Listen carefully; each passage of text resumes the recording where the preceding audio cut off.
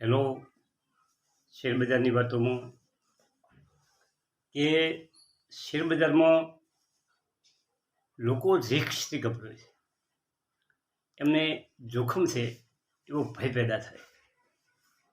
કેમ કે ઘણા લોકો શેરથી આગળ હોય છે. કોઈક માણસ શેરમાં કામ કરતો હોય તો એને ભય લાગે છે મારા પૈસા નીકળી જશે તો. પરંતુ શેરબજારમાં મિત્રો એવું નથી. 100% સાવચેતી રાખવી જોઈએ. વિશ્વના બીજા દેશોની સરખામણીમાં ભારતમાં શેરબજારમાં ખૂબ ઓછી સંખ્યામાં લોકો કામ કરે છે. 2020 પછી આપણા દેશમાં પણ શેરબજારમાં લોકો રસ લેતા થયા છે અને યુવાનો પણ શેરબજારમાં કામ કરે છે. જે લોકો પાસે સમય નથી તે લોકો સરસ એસઆઈપી કરે છે અને આજે દર મહિને ભારતના લોકો 2000 કરોડ રૂપિયા એસઆઈપીમાં રોકાણ કરે છે. મને તાજેતરના વકડા બહાર પડ્યા એમાં 2000 કરોડ રૂપિયા દર માસે એસઆઈપીમાં ઠલવવામાં આવે છે. હવે આપણે થોડીક વાત કરીએ કે જોખમ લીધા વગર જીવનમાં ક્યાંય ચાલતું નથી. તમે ગાડીમાં બેહો, બાઇક લઈને મુસાફરી કરો તો જોખમ તો છે જ. ડગલે ને પગલે જોખમ છે. અને શેરબજારમાં તમે જોખમથી ડરો એવો કોઈ મોટો ભય નથી. તમને એક તાજા દાખલા હું તમને 2-3 સમજાવવાનો છું કે 95% લોકો શેરબજારમાં ઇન્વેસ્ટ કેમ કરતા નથી. એ લોકોને શું તકલીફ છે કે શેરબજારથી દૂર ભાગે. હવે એક તો આપણી જે પાયાનું જ્ઞાન છે કે આપણી સ્કૂલો અને કોલેજોમાં ફાઇનાન્સ વિશે કે શેરબજાર વિશે કોઈ જગ્યાએ ક્યાંય શીખવવામાં આવતું નથી. મિત્રો, બાળકોને શેરબજારનું ક્યાંય ભણતરમાં નોલેજ આપવામાં આવતું નથી. આ મોટામાં મોટી આપણી ખરાબી છે. જીવન જીવવાની રીત, બચત કરવાની ટેવ, સારી સારી જગ્યા ક્યાં છે ઇન્વેસ્ટ કરવાની ટેવ, આ બધું કોઈ શીખવવામાં આવતું નથી. એટલે લોકોને શેરબજારનું કે ફાઇનાન્સનું જ્ઞાન એમને જાતે મેળવવું પડે છે અને ભણતરમાં ક્યાં કોઈ ઉલ્લેખ કરવામાં આવતો નથી. હવે બીજો મુદ્દો છે, લોકોને આધી ગામડાના લોકો અને સિટીના લોકો તમને ઘણા પ્રશ્ન, મને પણ પ્રશ્ન કરે છે કે તમે શેરબજારમાં કામ કરો છો? હા, શેરબજાર તો જુગાર જેવું છે. ફલાણે પૈસા આટલા ખોયા, ઢેકણા આટલા ખોયા, પૂછડે આટલા ખોયા. અરે ભાઈ, બધાએ ખોયા છે પણ મેં શેરબજારમાં પૈસા ખોયા નથી. એક માનસિકતા છે કે શેરબજારમાં ફાળો કરે છે કે એ તો જુગાર જેવું છે. એમના બાળકોને જ એમ કે ભાઈ શેરબજારથી દૂર છે. આપણા જ્ઞાનમાં કચાશ છે. આપણી આવનારી પેઢી માટે લોકોને પૂરતું જ્ઞાન શેરબજારનું લેવું જોઈએ, એનો અભ્યાસ કરવો જોઈએ, એને શીખવા માટેની કોશિશ કરવી જોઈએ. તમારે રોકાણ કરવું કે ન કરવું એ જુદી વાત છે પણ એનું પૂરતું જ્ઞાન તમારે મેળવવું જોઈએ. પછી તો મને ખબર પડશે કે ભાઈ શેરબજારમાં રોકાણ કરી શકાય. શેરબજાર એક ફાયદાકારક છે. લોકોને એવું લાગે છે કે શેરબજાર એક જુગાર છે. આ માનસિકતા આપણા દેશ પર રહી છે. અને ત્રીજો મુદ્દો છે કે શેરબજાર કોઈ શીખવા માંગતું નથી. તમે ધારો કે મારા જેવા કોઈ કાકાનો વિડીયો તમે જોશો તો કે શેરબજારનો છે, વિડીયો કાઢી લો. ગમતના વિડીયા જોવાના, જોક્સના વિડીયા જોવાના, મનોરંજનના વિડીયા જોવાના. અરે મિત્રો, 20-25 વર્ષની ઉંમરે તમારે આ ગમત નથી કરવાની. તમારે તમારું નોલેજ વધારવાનું છે. તમારે શીખવાનો પ્રયત્ન કરવાનો છે. તમારે ફાઇનાન્સનું જ્ઞાન વધારવાનું છે. તમારે શેરબજારનું જ્ઞાન વધારવાનું છે. તમારા પાસે સમય ના હોય તો તમારે 1-2 કલાક ફાળવીને તમારે એસઆઈપી વિશે કે બીજા વિશે બધું શીખવાનું છે મિત્રો. અને આજે તો તમારા પાસે આવા ફોન છે, તમે ઓનલાઈન શિક્ષણ મેળવી શકો છો શેરબજારનું. મિત્રો, આવી બધી સિસ્ટમો રહેલી છે.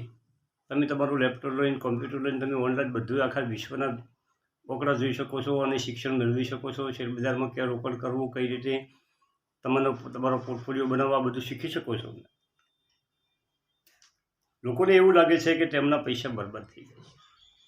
આથી પણ શેરબજારમાં લોકોને ભય છે કે શેર બજારમાં પૈસો રોક્યો એટલે પૈસા ગયા. કોઈ રોકવા તૈયાર નથી. જે લોકો સમજ્યા છે એ જ રોકે છે. એટલા માટે કહેવાનું છે કે તમે સમજો વાતને, પછી તમે રોકાણ કરો.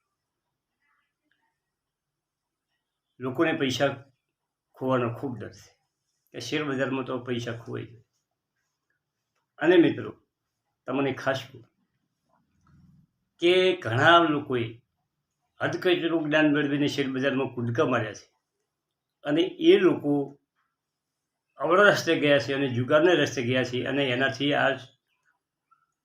આ સમાજમાં ખોટી માનસિકતા પેદા થઈ છે કે શેર બજાર જુગાર છે. હાલ એ લોકો બધા કમાણા હોત તો દરેક કેટલાય યુવાનો શેર બજારમાં કામ કરતા હોય. લોકોને પૈસા ખોવાનો ડર છે, અને તેના માટે લોકો ઓછું વ્યાજ તો ઓછું વ્યાજ પણ એફડીમાં સુરક્ષિત માને છે. ઘણા લોકોના પૈસા બેંકોમાં કરોડો અજબો રૂપિયા આ દુનિયાના બેંકોમાં પડ્યા છે, 5%, 4%, 2%. પણ એ લોકો શેર બજારમાં એક ડગલું ભરી રિસ્ક ઉઠાવી શકતા નથી. એક હું મારી મને જૂની વાત કહું કે મેં આ ઉભરેલી વાત છે કે કોઈ ગામનું પાદર હતું. મિત્રો, એ પાદર ઉપર પાળીઓ બોલેલો હતો. પાળીયા તો આપણે ગામડાની ભાષામાં ખબર હોય. પાળીઓ એટલે કે એક પથ્થર ઊભો હતો અને એના માથે એક માટલી મૂકેલી હતી, ઊંધી માટલી, અને એના કોદા ફિટ કરેલા હતા પથ્થરની બખોલમાં. કેટલાય વર્ષો વીતી જાય પણ એના ઉપર એક લેખ મારેલો હતો કે માથું વાઢે તે માલ કાઢે.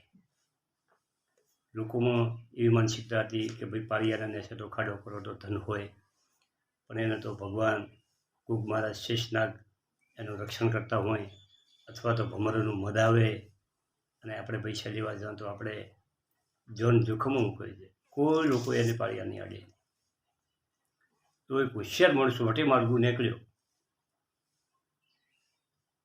બીજા લોકોને એવો ભય હતો કે આપણું માથું વાઢો પછી આપણા પૈસા શું કરવા છે, માથું વાઢવાનું કે છે. પરંતુ પેલે અર્થ કર્યો કે માથું વાઢે એ માલ કાઢે, એટલે પાળિયાનું માથું વાઢવાનું. એટલે એને કોઈ મોટું લાકડું પડ્યું હતું, એનાથી સીધું પાળિયાના ઉપર માથું એટલે કે ઉપર ભાગતો એ પાડી દીધો. અંદરથી પૈસા નીકળ્યા અને પૈસા લઈને માણસ રવાના થઈ. ગામ લોકોને ખબર પડી કે ભાઈ આ તો પાળિયાનું માથું વાઢવાનું. આખા ગામના લોકો અફસોસ કરવા મળ્યા કે આ તો મને કોઈ ખ્યાલ જ ના આવ્યો, મારા મગજમાં આ વાત કેમ ના આવી. તમને પણ 50 વર્ષ 40 વર્ષ જશે ત્યારે તમને ખબર પડશે કે શેર બજારમાં લોકો લાખો રૂપિયા કરોડો રૂપિયા કમાણા છે. અમને ખબર હોત તો અમે આટલા પૈસા તો રોકી શકવા હતા. તે દાડા અમારા પાસે અમે 20 વર્ષના હતા ત્યારે અમારા પાસે 2-5 લાખ રૂપિયા તો હતા. અમે રોકવો જ પૈસા. આ ખ્યાલ તમને મોડો આવશે, આજે નહીં આવે. એનો સમય જતો રહેશે, પછી આવશે. એટલા માટે તમે રોકાણ પછી કરજો. રોકાણ કરવાની તુવાળું નથી કરશો. પરંતુ જે યુવાન મિત્રો છે, જે શિક્ષિત મિત્રો છે, તેવા લોકોને શેર બજારનો ગહન અભ્યાસ કરવો. શેર બજારના મૂળભૂત સિદ્ધાંતો કયા છે અને કેમ લોકોને જુગાર માને છે અને કેમ આનાથી લોકો ડરે છે. ડર દૂર કરવાનો છે. શેર બજારનો ડર દૂર કરો તો ઓટોમેટિક તમને એમાં ખજાનો દેખાશે. હવે તમને એક સરસ દાખલો કે આપણે ટાટા કંપની છે.